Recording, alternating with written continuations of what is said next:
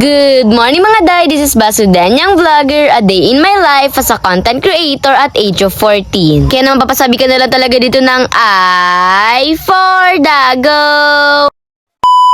For today's vlog is back to reality na naman nga tayo. Wala nang eme-eme, ito talagang papasok na ako. Pagkagising ko nga po pala ay medyo umuulan-ulan pa pero hindi na ako naghintay ng suspension dahil alam kong hindi na isususpend dahil nga tumigil din naman agad yung ulan. And grabe, thank you Lord na wala na at humupa na nga talaga yung baha dito. Kung hindi Diyos ko, hindi ako papasok pa. Paano ba naman sobrang hirap kamong tumawid dyan kapag mataas ang tubig? Of course, naghilamos lang din nga po pala ako dyan tapos nag-toothbrush. And nag-jacket na rin nga ako dyan dahil sobrang hindi ko talaga kinikere ang lamig na nararamdaman ko ngayon. Para bang kanino bang convo to?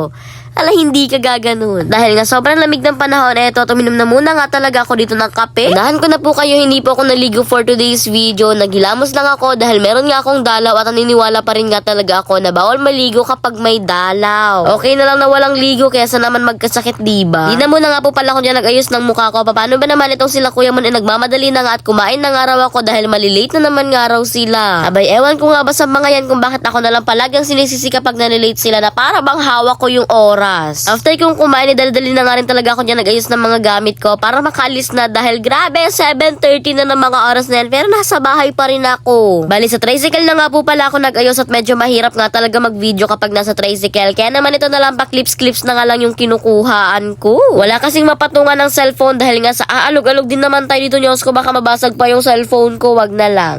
Hindi. By the way, mga bandang 8 na nga rin talaga po ako dyan nakapasok. Grabe, alam ko sa sarili ko na super late na ako and super kabado na rin talaga ako. Sabi ko sa sarili ko, hindi na ako magpapalate pero feel ko hindi ko siya magawa. Bale, medyo marami-rami nga po pala kami ngayon dito sa room at dahil nga hindi naman na nga masyadong umuulan. Umuulan pa rin kahit papano, hindi katulad ng Monday na talagang walang tigil yung ulan mula umaga hanggang hapon hanggang gabi hanggang kinabukasan. Ay, over. Alam niyo ba, feel ko sa mga oras na yan, na-miss ng katabi ko yung kadaldalan ko.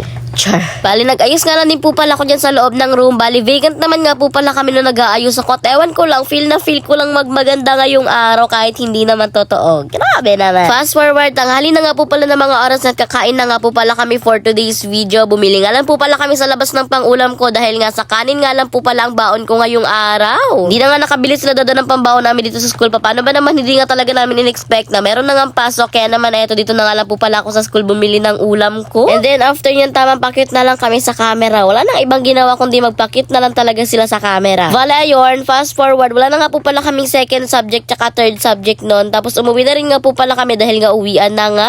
And of course, lagi naman tayong sinusundo ng dada. Kaya naman eto, nakasakay na rin nga po pala ako sa tricycle. Tumigil nga kami dito sa may gilid dahil bibili nga po pala ang dada dyan ng isda pang ulam namin ngayong gabi. And fast forward, pagkarating ko naman nga po pala sa bahay, dinala ko nga lang po pala yung mga gamit dun sa kabilang bahay. Tapos bumalik naman ako dito sa kabilang bahay para magbihis ng dami. O baka sabihin niyo sobrang dami kong bahay, hindi yan totoo. Main na rin nga muna po pala ako dyan. Ito nga po palang biskwit ko dito na stock. At grabe, durug-durug na pala itong mga biskwit ko dito. Pabos na rin nga talaga yung mga stock ko dito na biskwit. Kaya naman siguro kailangan ko na mag-grocery. Pero kailan ako mag-grocery? Wala pa tayong budget.